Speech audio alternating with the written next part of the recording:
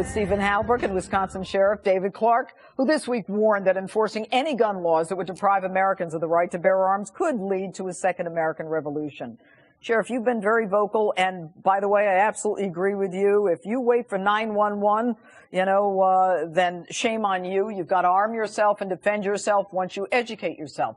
Well, what's this whole idea of a second revolution? Where's that coming from? Well, the question was, would I participate in assisting the feds coming into states and going into homes and taking everybody's gun away? And I said, I would not be a part of something like that. And I said, one of the reasons is I wouldn't want to get shot, because the American people are only going to put up with so much before they push back. And I said, if the feds tried to do that, disarm this country, I said, you would see an uprising and maybe a version of the second American Revolution because of that. Just read the Declaration of Independence. It's right in there. So it was talking about the feds coming in and going into homes.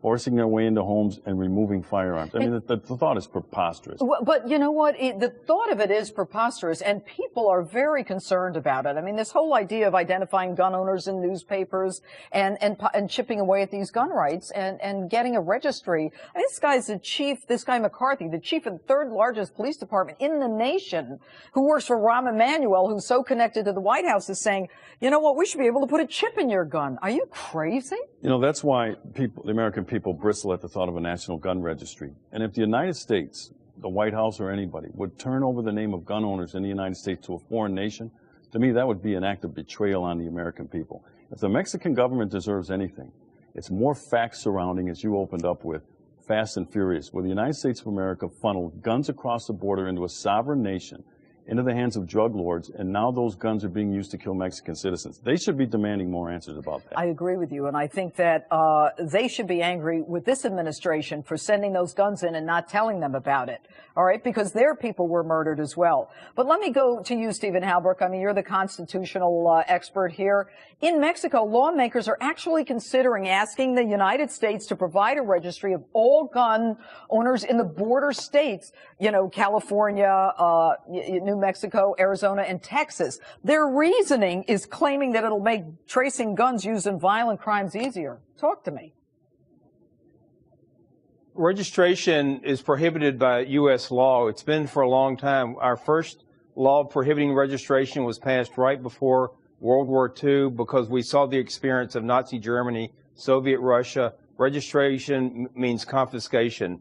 The Firearms Owners Protection Act, signed by President Reagan, prohibits registration.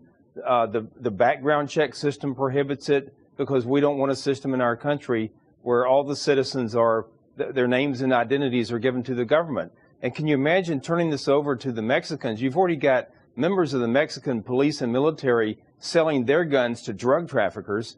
What are they going to do next? Organize burglary rings to go into the border states? Well, that is exactly the argument. Here's where the guns are. Go get them. But Sheriff, yes. Let me go back to you.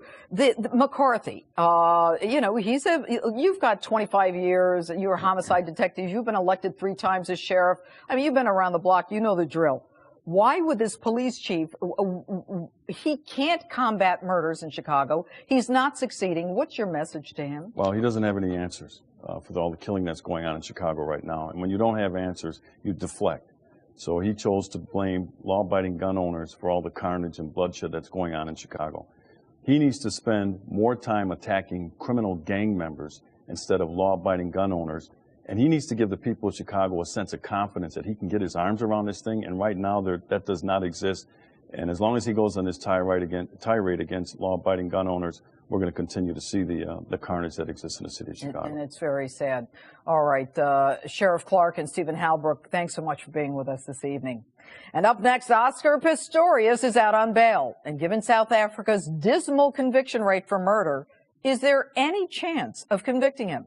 And don't forget to vote in our Insta poll. Do you think lawful gun owners should be required to buy a $1 million insurance liability policy? Tweet me at Judge Jeanine or send me a message on Facebook.